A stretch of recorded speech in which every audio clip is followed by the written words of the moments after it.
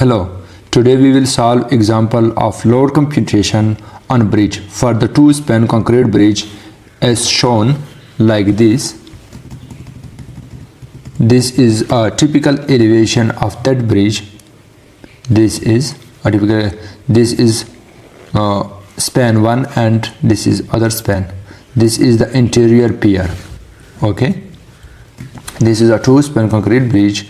Compute the design load, dead load of component, dead load of wearing like future surface wearing and utilities, dead load, live load and impact load, braking force, wind load and wind force and wheel load, okay, and other orientation loads, okay, of the column of the interior pier. Okay, this is an interior pier. We will compute all the loads on this, on the base of this pier. Okay, position live load for the worst condition. We have to position live load like this on this bridge. This is a vehicle. We have to position this vehicle on for the worst condition.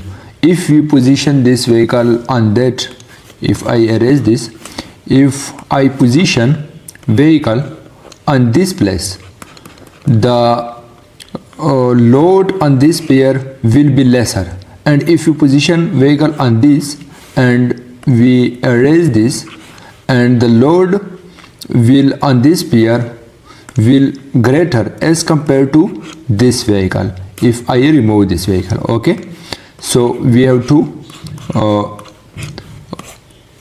see the worst condition and position that live load. Consider the normal concrete weight is 0.15 cubic feet, okay, kips per cubic feet, and FC dash 5.5 ksi. Fy yield strength of the steel is 60 ksi, and barrier weight, okay, this is the barrier's weight. This is per feet, pound per feet, 421 pound per feet. Like this is a barrier. This if you check it, this is a barrier.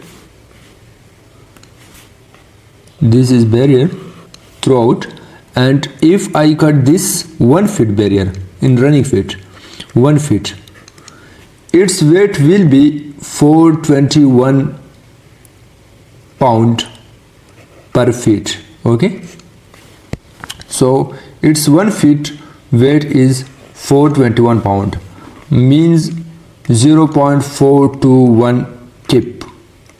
Okay, and its height is 2 feet and 8 inches. Its height, if you check the another diagram, this height is 2 feet and 8 inches, and concrete deck 8.5 inch is thickness. Okay, its thickness is, this is concrete deck, 8.5 inches its thickness, and beam haunch is 2 inches. It provides slope to the bridge. For example, this is bridge, this is concrete deck, and this is girder beneath the concrete deck, and we have placed this beam haunch of thickness 2 inches here at the top of the girder and at bottom of the this deck. So if we will reduces its thickness, here we give 2 inch, and here we give 1 inch and at 1.6 inch, and here we another give 1.4 inch or 1.5 inch. Here the deck will be on slope, so the rainwater and other things will be removed out by its slope. Okay, so beam haunch is 2 thickness and it have a weight. It will be throughout with girder. Beam haunch will be throughout with girder.